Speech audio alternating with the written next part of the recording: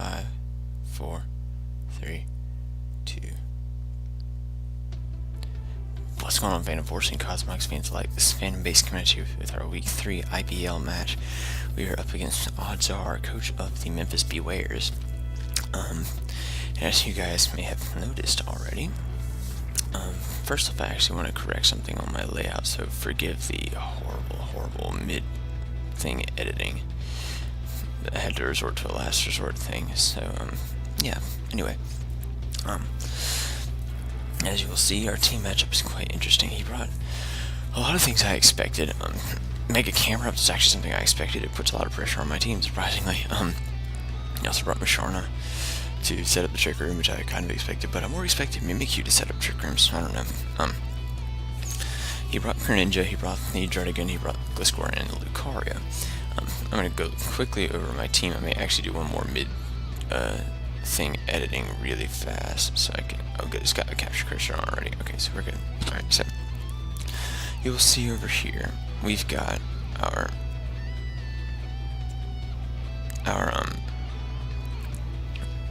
we have a Choice Scarf Noivern, creeping a Choice Scarf Greninja.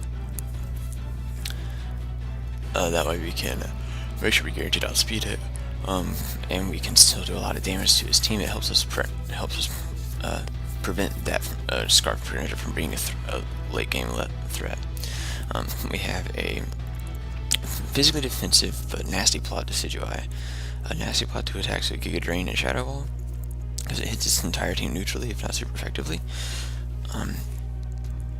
And yeah, at +2 we start 2-hit killing and 1-hit killing things a lot. We have physically defensive Wheezing with Toxic Spikes, and let's see, I don't reveal Flamethrower in this match, but I think the other moves were kind of unimportant because they really didn't hit a lot of his team.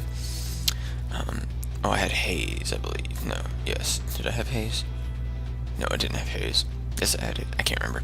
I just wanted Toxic Spikes. Because if you look at his team and you look at Toxic Spikes, they're not exactly, his team isn't exactly not appreciating it. We have an Assault Vest Licky. It is our guaranteed switch in to make a Camerupt. We are rocking Surf, Earthquake, Flamethrower, and Ice Beam. Sorry, no, not Earthquake. We're running Surf, Thunderbolt, Flamethrower, Ice Beam. Now, the Bolt Beam coverage helps us cover things like Gliscor and Greninja, Ice Beam, and also Jardigan. Flamethrower helps us cover the Lucario. Surf lets us hit Mega Camerupt. And yeah, we have a very bulky Lander Asterion this week, but we've got a decent amount of attack. We've got a Yachi Barrier on it, I believe.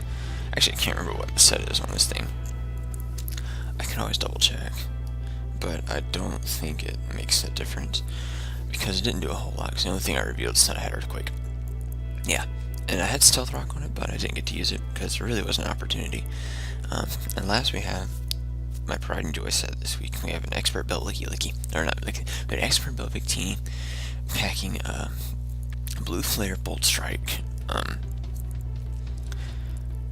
Glaciate, and Hidden Power Water. Hidden Power Water was to hit the Mega Camerupt. Also dealt decent damage to Gliscor, but we had Glaciate for that. Bolt Strike gave us the power to one-shot Greninja and one-shot Mantine, should he have decided to bring it. Whereas Thunderbolt actually would have killed Mantine, and depending on his spread on Greninja, he could have been potentially able to live that, because it's a lot weaker than Bolt Strike. So, that being said, we're going to hop right into the match. And, so yeah, this is quite an interesting game for sure. We're going to start out with odds passing us that challenge, so not even bad. And we lead out with Greninja, or we lead out with Noivern here to kind of, because we're Scarfing and Scout whatever he's got, he decides to lead with his Greninja. So right away, this is the first mistake I made, is that I didn't pay attention to his item. As you can clearly see written down there, it says if Risk Confounds Choice Scarf. Granted, this didn't change how I played, because, funny enough, I expected I prepped for Choice Scarf Greninja. I didn't want that thing to become a problem, so I slapped a Scarf on my Noivern. So,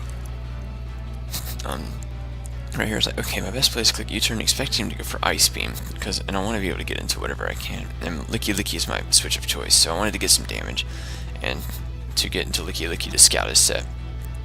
Like I said, I wasn't paying attention. I forgot to see. I didn't see that he had Choice Scarf, but I knew that we'd be faster anyway, so I switched out. I U-turned and cut out into Licky Licky. As you see, this Ice Beam does clean nothing to us, like nothing. So clearly he's max special attack, but we're assault best. And right here, which we have a bit of a moment of hacks. Start the game of hacks. And we click Ice Beam here, I expected more something like his Blitzcore to come in for me, expecting to go for Thunderbolt or something of that nature. But I went for Ice Beam, expecting the Blitzcore to come in, or even the Druddigan, because Licky Licky's wanted to be physical. So I go into the Lucario and get the freeze. I'm like, this never happens to me. I never get the freeze. I always get frozen, unless I'm playing against Gypsy King. But so right away, I'm like, okay, we're gonna play this as if he's not frozen, okay? Because I didn't want hacks to become a factor in this game. I could have clicked Flamethrower here, but I don't think Flamethrower actually thaws. I think only Scald or Scald thaws from both ends. I can't really remember. I think actually no, Fire type moves do melt it, but I could have clicked Flamethrower here in the interest of being nice, but like I would actually plan on that the next turn, as you'll see. He gets frozen on the switch in. So, right away he's already burned. A turn of freeze. So I switch out to Wheezing, because this is my guaranteed switch into this thing anyway, should he thaw first turn. Now, he's still frozen, so I was like, okay, we're going to set a Toxic Spike, because this is what I would have done anyway. So he's still frozen. I'm like, okay, we set up a Toxic Spike here. And I'm like, alright, now I just want to try to thaw him, because I want to be nice. So I'm going to click Flamethrower here, in the event that he stays in. He switches out though, like, okay, that's kind of more what I expected. He goes to move Sharna. So, okay, this thing catches some poison right away. So that should be fun. You can't synchronize because, yeah, I have a poison type. So I click Flamethrower here and we kind of scout the damage. And we see that it's a crit, so we see that he's incredibly HP invested and maybe even especially defensive. So, he takes some Toxic Spikes damage and I'm like, okay, my switch in here every time is to go back into Noivern, I believe. I kind of scout. No, sorry, I'm going to freaking Decidueye. I wanted to trap it, I think, or make him think I was going to trap it. But then he goes for Trick Room. I'm like, oh crap. Alright, so this should be fun.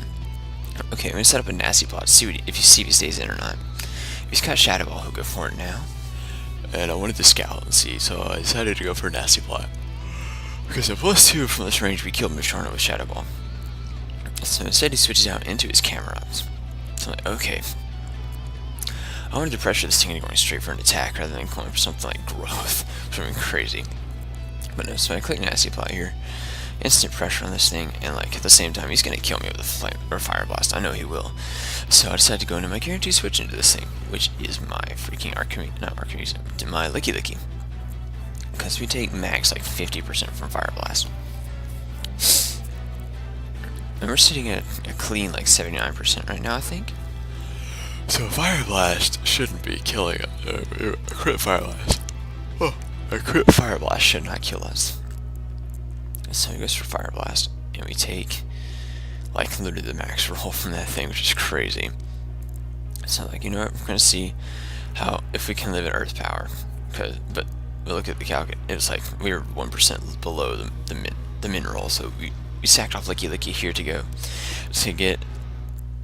And here's where I made a fun play. I was like, okay, we're gonna go into Noivern here, scout if he has HP Ice or not, because clearly the first doesn't make it. Ah, come on, no, go back. Okay, we're gonna go back up to this. Okay, this is where we were.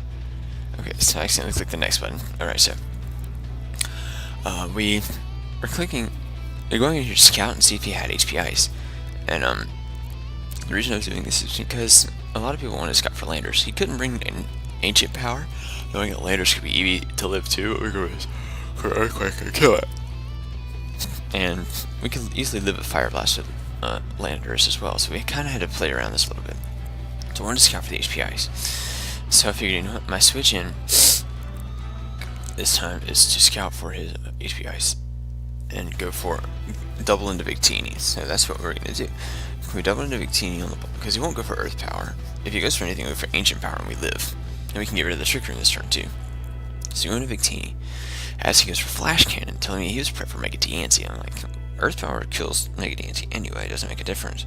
But you know, it's whatever. So we finally got him in range of a guaranteed kill from Hidden Power Water.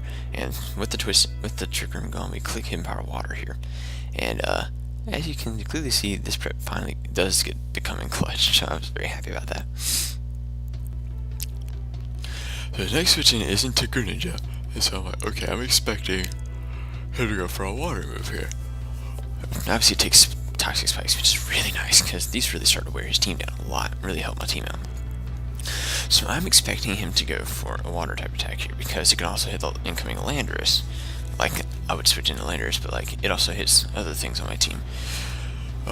Dark Pulse, in retrospect, is a good play if he's expecting Decidueye to come in, but I wouldn't switch into Decidueye freely on this thing. Like, he could predict and go for Ice Beam.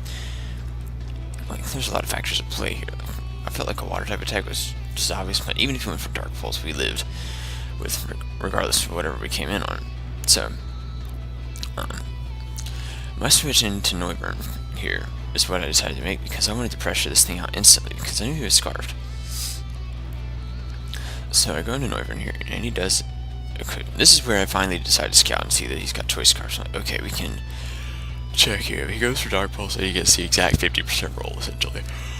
So, okay, so we're looking to click We click Hurricane here on the off chance he stays in. We killed from this range. We also 2-hit kill Musharna after Toxic Spikes, too. So we click Hurricane. And we do right about the amount of damage. We get the confusion here, which really sucks, but at the same time, like, okay. The odds of him hitting himself are much lower now than in previous generations. So what we're going to do is we're going to stay in here and click Hurricane. Because here's my thought process. If we hit, we kill after Toxic Spikes. And he could kill us, and it doesn't matter, because we got other answers for Greninja. Decidueye is actually a Cobra Berry set meant to bait the Greninja, and we could kill it with a Giga Drain. So anyway, that was the whole point of that. Noivern here is pretty much expendable at this point, in my mind. I wanted to make sure that we could, if we could kill this Musharna, that'd be great. That's what I was shooting for. So we click Hurricane here. And when you know, we miss. But the funny thing is, his attack's kind of balanced out in this particular point of the match, that he hits himself and does like a clean 3%. So he goes back leftovers, and we come back around, takes Toxic Spikes. Okay, now he's in guaranteed range to die from Hurricane. Or so I thought. We click Hurricane. Actually, no, yeah, he drops to this Hurricane, which tells me he would have been in range of Hurricane plus Toxic Spikes. So anyway, he goes into Gliscor, and I'm thinking, I don't understand why he would want to. I'm thinking, unless he's got ice coverage. Like, he could very well have Ice Fang, and that could be a problem, because that could wear down my team a lot. He's got this thing prepped pretty well for Landorus, which could be an easy switch in. Also, it really handles this thing because it can live a Hurricane pretty easily, because we don't have a whole lot of special attack. Like, my special attack stat is very low. So, with this in mind, we decided we're going to double out into our actually, I can't remember what we doubled out into. I just watched this video. Okay, so we switch out. I think we go into yeah, we go into Weezing, because that's our guaranteed switch into this thing. And he goes for the Ice Fang, which I was kind of scouting for anyway. He's like clear, like, oh no, that was nothing. It was like 10% maybe. So tells me he's kind of bulky. He goes for Ice Fang again, because that's his only attack to hit us apparently. We go for Flamethrower to scout damage. And we can clearly see here that he's very bulky. Like, I think we have a decent amount of special attack invested into this Weezing. I can't remember, but like, I just remember we decided we're going to double out into our Decidueye here on the off chance he goes for like, I don't know, Roost or something like that to keep his health up. He goes for Ice Fang again. I'm like, okay, but we dodge. I'm like, okay, that really sucks for him, because that could have guaranteed some more damage. We would have been in a decent, we would have been more precarious spot. We would have been forced to click Roost this coming turn, I think. But instead we decided we can click Nasty Plot pretty freely here. He outspeeds us, which I kind of expected. he goes for Ice Fang, and he flinches us. Like, crap. Okay, we can still live 2 more of these. So I click Nasty Plot again, hoping that we don't get flinched this time. So I'm like, okay. We do click Nasty Plot this time, finally. So I'm like, okay, yay. And this time we're going to click Roost, because I need to heal up, and then we can kill this thing with Giga Drain. Or Shadow Ball, actually. He clicks Ice Fang here, and had I been able to get the Roost off, we would have been in good shape, but he flinches us again. So that means we have to actually going out to sack off my Victini. Not to sack off, but to predict this thing to go for Ice Fang again, because there's no reason for me to do that. Like, I could have stayed in very easily, but anyway, I could have stayed in very easily and just let it die and gone into Victini for free. But then it would have given me I feel like it would have been kind of backwards momentum at that point. So I wanted to double into Victini, kind of catch him off guard a little bit, and for differential purposes. So here we decided we're gonna go for Glaciate to kind of scout and see how bulky he really is. And he actually lives an Expert Belt Max Special Attack Glaciate, so he goes for Earthquake here. And I'm like, okay, this tells me he's incredibly bulky. Also tells me we'll live this Earthquake, which was really nice. So we decide, okay, he gets the Poison Heal Recovery. Now here is where I make a misplay. Here I should have 100% gone for Blue Flare, because for one thing, Blue Flare kills this thing at this range. 2, Blue Flare kills whatever comes in at this range. However, Glaciate is what I went for, and it does not kill Lucario. It does not kill Greninja. Now, granted, Glaciate was also a play for me to kind of get the Greninja on the back foot as well, so we could outspeed it with some other stuff if I could catch him with 2 Glaciates. Though he was Scarf, so it really didn't matter. But Blue Flare is 100% playback, and instead of click Glaciate, and instead of killing off this Lucario like I should have, we ended up just clicking Glaciate and doing almost nothing to it. And okay, we do about clean 15%. We lower the speed, which is that's what we expect. But so this turn we decide we're gonna sack off our Decidueye because it's not doing anything anymore, thanks to the flinches and crap. So assuming we could, I was hoping we get the Roost on this thing, but he actually gets the Freeze Thaw and he gets for a Bullet Punch and kills us. So, okay, that's fine. That gives us a free switch into our Noivern, because Noivern is at this point just cleaning up the game, it looks like. So we go to Noivern. We can kill this thing with a Hurricane from this range thanks to the fact that he's Life Orb. So with that damage he took from himself, we click Hurricane, and we have a fun time. We pick off this Lucario. Now here he goes into Druddigon, and I'm like, he's got to. This is a very bulky Druddigon, I know it. So we're going to double, and we got the Toxic Spikes on him, just perfect. That's all I wanted. So we got Toxic Spikes on him, and we decided we're going to double out. Like, he could go for one of 2 things. He can go for a Dragon Claw and kill us. You can go for Glare and make Greninja a very strong win condition. So like, I'm not going to risk either of those. We're going to go into our Landorus. This is our guaranteed switch into Druddigon, because we can get the Intimidate off, and we can start firing our Earthquakes, because the Toxic Spikes are going to help out with that. And also, even behind a Glare, we still outspeed this thing. So that's really nice to know, because Paralysis now only has speed rather than cuts it down by 3/4. So we go for an Earthquake here, just kind of scout damage, see how fat this thing really is.